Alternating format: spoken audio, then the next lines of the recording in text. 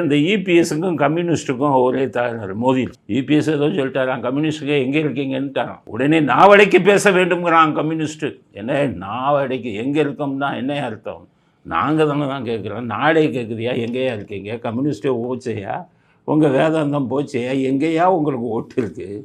அந்த காலத்தில் உங்களுக்கு பணம் பூரா ரஷ்யாவிலேருந்து சீனாவிலேருந்து வருதுங்கிறது நாடறிந்த கதை. அங்கேருந்து பணம் அனுப்பிடுவான், நாடறிந்த கதை. ஆனால் இப்போ அந்த காலத்திலேயாச்சும் கொஞ்சம் கம்யூனிஸ்ட்காரன் தெரியுவான். இவங்க எதுக்குன்னா தொழிலாளர்கள்னு தூக்குவான்.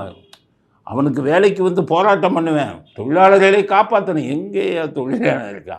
உன் தொழிலாளன்னா இப்போ வந்து சாஃப்ட்வேர் கம்பெனிக்கு வெளிநாட்டு கம்பெனிக்கும் போயிட்டான். அவன் என்ன கேட்குறான்? நீ அவன்கிட்ட போய் என்ன சொல்ல? உன் வேலைக்கு பாதுகாப்பு கம்யூனிஸ்ட்டு நாம் அவங்க வேலையை நம்பி நான் இல்லையா?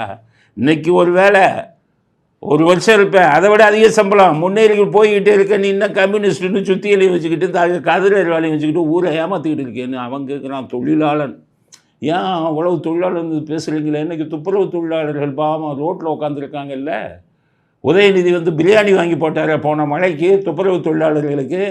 இப்போ ஏன் அந்த கூட்டத்தில் வந்து பேச வேண்டியதானே? அவங்க கேட்குறத கொடுக்க வேண்டியதானே? துப்புரவு தொழிலாளி எவ்வளோயா கேட்டுற போகிறான்? அவனுக்கு எவ்வளோ சம்பளம் வரும்? இன்னும் லட்சக்கணக்கிலையா வந்துடும்? பாவம், எனக்கு பணி பாதுகாப்பு கொடுக்குங்கிறான். ஏன் உன் கம்யூனிஸ்ட்டு போய் இங்கே கொடி பிடிக்க வேண்டியது தானே துப்புரவு தொழிலாளருக்கு? ஏன் உங்கள் ஸ்டாலினில் 50 கோடி கேட்க, 25 கோடி 50 கோடின்னு எலெக்ஷனுக்கு கேட்க தெரியுதே. அதை இப்போ போய் இந்த பாவம்ப்பா இந்த துப்புரவு தொழிலாளர், அவன் தொழிலாளர், நான் தொழிலாளருக்கான கட்சி அப்படின்னு கேட்க வேண்டியது தானே. எங்கள் ஆள் அட்ரஸே காணா. அப்போ என்ன அர்த்தம்? ஏபிஎஸ் சொன்னது ரைட்டு தானே.